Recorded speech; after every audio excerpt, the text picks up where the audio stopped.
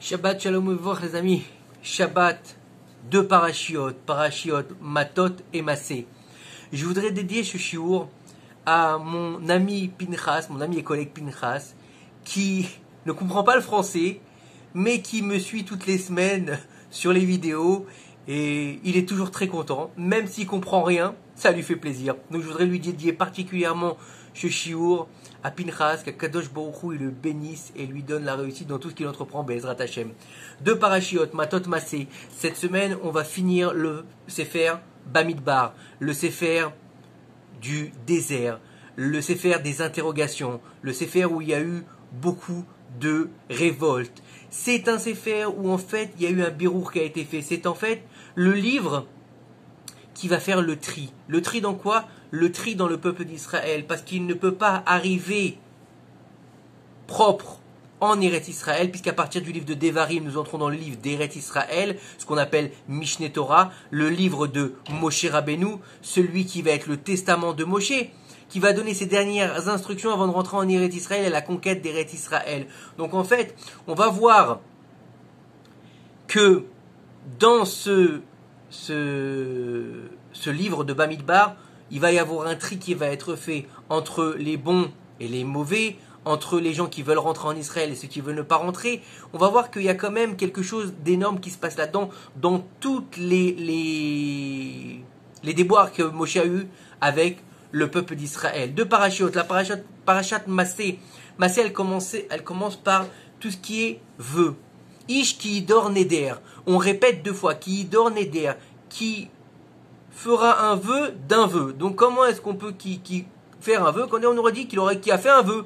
Pourquoi est-ce qu'il fera un vœu qu'il a fait un vœu? Donc c'est un peu bizarre comme façon de parler. Et en fait le Zohar nous dit là-bas, Parashat Matot justement, il nous dit qu'en fait, de qui on parle? Qui est cet homme? Et en fait on nous parle d'Akadosh Baruch Hu. Pourquoi Akadosh Baruch Hu, Ish ki dor neder, qui fait le vœu de faire un vœu? Parce qu'en fait, Akadosh Baruch Hu, pourquoi déjà Ish? Parce que on sait que lorsqu'il y a eu la Shiratayam, dans la Parashat Beshalach, il y a marqué là-bas, Hashem Ish Milchama. Ish, c'est Akadosh Baruch Hu. Et Akadosh Baruch Hu qui dort Neder, il faut savoir que lorsque Yaakov Avinu est descendu en Eretz Mitzrayim, dans l'exil, donc pour retrouver Yosef, pour le début de l'exil de Mitzrayim, qu'est-ce qui s'est passé là-bas? Akadosh Baruch Hu lui a dit Altira Yaakov, n'aie pas peur Yaakov, car je te ferai remonter quand je t'accompagnerai, pardon, il a dit je t'accompagnerai, je te ferai remonter. Mais on sait très bien que lorsque les Bnei Israël sont sortis d'Égypte, Yaakov était déjà plus de ce monde. Alors comment est-ce que Dieu a pu réaliser son vœu? Nos sages nous disent que Akadosh Baruch Hu, la Shrina, la présence divine, a accompagné Yaakov en Eretz Mitzrayim. C'est pour ça que le peuple d'Israël qui vient de Yaakov, qui sont les Bnei Israël, les enfants d'Israël, les enfants de Yaakov, ont été protégés à leur entrée en pays d'Égypte. Et à leur sortie, bien sûr, la Shrina est avec eux, puisqu'on a la création d'un peuple qui est devenu une famille, qui devient ensuite un peuple, et qui va ensuite remonter. Et au moment où il ressort d'Égypte, le Zohar nous dit que Akadosh Baruch Hu, il a été chercher Yaakov au Gan Eden, il lui dit viens que je te montre tes enfants qui sont sortis d'Égypte, viens que je te montre comment je les accompagne pour sortir d'Égypte, pour qu'ils arrivent enfin à leur future destination qui s'appelle Israël. Parce qu'en fait, l'Égypte n'est pas une fin en soi, l'Égypte est juste une étape dans la création de l'entité Israël, qui peut se révéler et se dévoiler complètement que si elle a une terre. C'est-à-dire qu'il y a Bereshit, la création du monde qui a été faite pour le peuple d'Israël, mais aussi pour Eretz Israël. Il n'y a pas d'Eretz Israël sans peuple d'Israël. On le voit bien, quand les Juifs n'étaient pas sur leur terre, la terre ne donnait rien. Depuis qu'on est revenu sur notre terre depuis 70 ans à peu près, un peu plus de 70 ans, la terre, elle fleurit comme c'est pas permis. Alors que quand il y avait les Arabes, c'est à peine si elles donnaient des dattes et de la menthe. Et il faut savoir que dans cette paracha, on a aussi donc on a l'histoire des vœux, on a l'histoire de la guerre de Midian, enfin la fin de ce fameux mécréant Bilham qui a donné à Balak l'idée d'envoyer des filles se prostituer pour faire tomber dans la débauche le peuple d'Israël et d'avoir fait par là mourir plus de 200 000 jeunes hommes en Israël, 24 000 de la tribu de Shimon, mais 200 000 jeunes hommes en tout. Donc il fallait se venger. Akadosh Baruch Hu a demandé qu'on se venge. Et il y a plusieurs explications comment est-ce qu'il est mort Bilam de sa propre épée, ou bien comment est-ce qu'il est mort avec Pinchas, avec qui il a jeté le tzitz au moment où Bilam a fait voler les rois. Mais c'est toute une histoire en soi, on va dire. Et on sait que après que les soldats soient revenus de la guerre vers Midian, ils ont ramené avec eux les femmes et les enfants. Et à ce moment-là, Moshe Rabbeinu s'est mis en colère. Il a oublié les lois de la cachérisation des ustensiles. Et c'est Elazar à Cohen qui a dû donner les lois. Comment est-ce que Moshe s'est mis en colère? Pourquoi est-ce que Moshe s'est mis en colère? Nos sages nous disent parce qu'en fait, Moshe s'est dit, comment est-ce que vous pouvez ramener ces filles-là alors que c'est elles-mêmes qui ont été l'objet de votre faute, c'est à cause d'elle qu'on a perdu autant de personnes et vous vous rapprochez. C'est comme quelqu'un qui n'était pas religieux, d'accord? Et qui par exemple il traînait dans des endroits où il y avait des filles de joie et il allait et il les consultait, on va dire. Et un jour, Baruch Hashem, il a eu la chance de faire teshuva et il a eu la chance de sortir de tout ça et il s'est vraiment rangé, on va dire. Et puis, lui, il pourra aller à la synagogue, il repasse par les mêmes endroits où il allait, ces endroits comme il y avait à l'époque à Paris, une rue bien connue, il repasse par le même endroit. Nos sages te disent, attention à toi, c'est là que tu risques de tomber au moment où tu vas te mettre près de l'épreuve dans laquelle tu tombais, tu risques encore de tomber. C'est pour ça que Moshe Rabbeinu, il s'est mis en colère, il leur dit, mais qu'est-ce que vous faites? Vous voulez encore une fois tomber? Vous voulez encore pécher dans la débauche? Tuez-moi tout ça.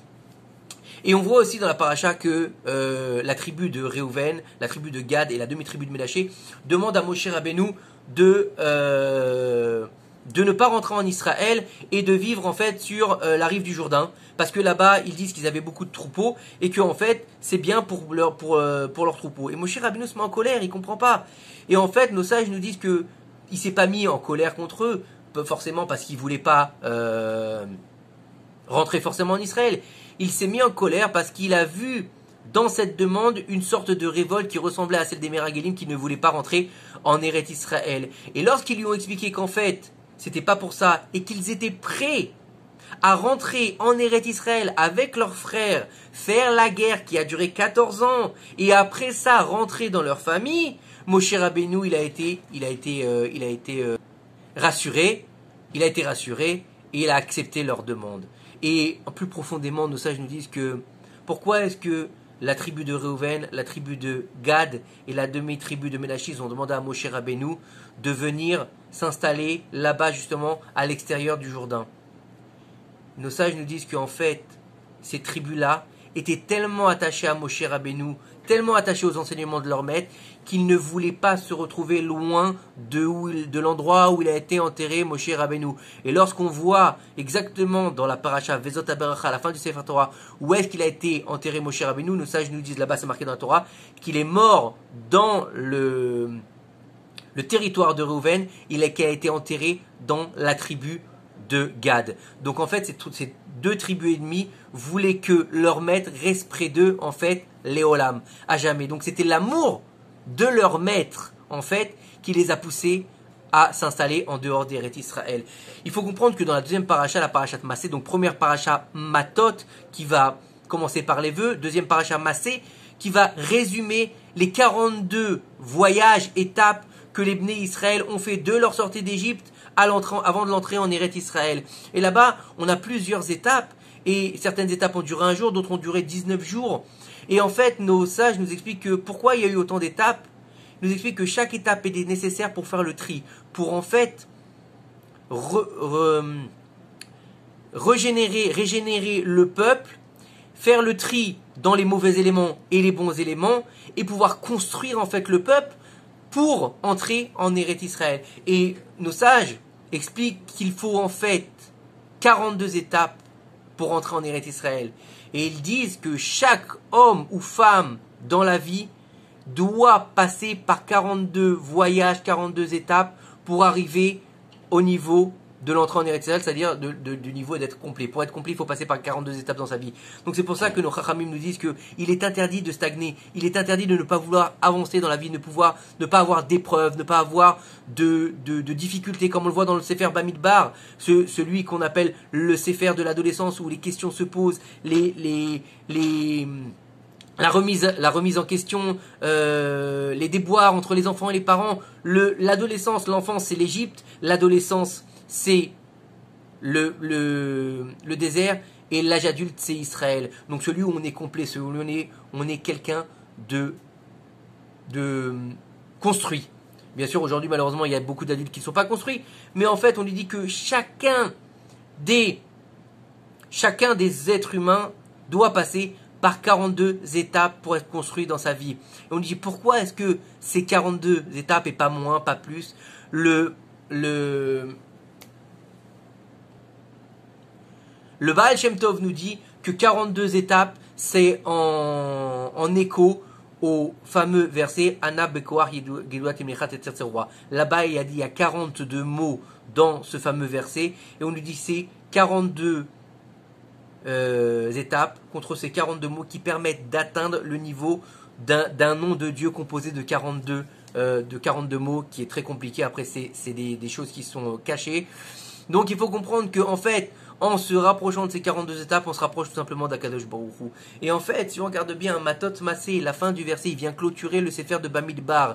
Donc on parle encore du vœu, on parle du vœu et des étapes, on parle encore de la bouche, on parle encore de savoir comment se comporter dans sa vie de tous les jours. Par les deux parachutes de cette semaine, on va apprendre comment savoir qu'il faut savoir quand on s'engage par sa bouche, eh bien il faut respecter ce qu'on a dit. Il faut faire ce qu'on dit. Baruch She'amar Ve'aya Olam.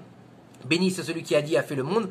Baruch Omer V'oseh. Béni soit celui qui dit et qui fait. Ça veut dire que quand tu t'engages, quand tu fais un vœu, quand tu vas proclamer quelque chose, fais ce que tu as dit. Ne fais pas celui qui va dire, je te jure sur la Torah, la vie de ma mère, tu vas voir, je vais te faire, je vais te monter. Et on fait rien du tout. Parle peu et fais beaucoup. Comme Avraham Avinu qui a dit aux anges, je vais vous amener un peu de pain et un peu d'eau, et qui leur a amené une grande séouda. Prends d'exemple sur nos patriarches. Et ensuite, de masser pour savoir que la vie, elle est parsemée d'étapes. La vie, elle est parsemée d'épreuves. La vie, elle va nous amener avec des hauts et des bas. Parfois ça va, parfois ça moins bien. Parfois c'est facile, parfois c'est difficile. Mais au moment où c'est difficile, il faut continuer à avancer. La locomotive, quand elle est dans une montagne, elle continue d'avancer. C'est vrai qu'elle va avoir besoin de plus de carburant, de plus de charbon, de plus de force. Mais elle doit continuer à avancer pour atteindre sa destination. Sinon, elle n'atteindra jamais sa destination. Imaginez un conducteur de TGV ou même de bagnole, d'accord, qui se retrouve sur une grande montée comme on a à Jérusalem. Et là, à ce moment-là, il est en sur-régime, il pousse les rapports pour que la voiture avance mieux. Et puis à un moment donné, il s'arrête au milieu de la route en disant « Oh bah écoute, franchement, ça me fatigue, c'est trop compliqué, ça monte trop, donc j'en ai marre. » Qu'est-ce qui va se passer? Bah, s'il se remet au point mort, bah, il va reculer, d'accord? Il risque de se faire un gros accident, ou bien il va rester sur place et il risque de stagner.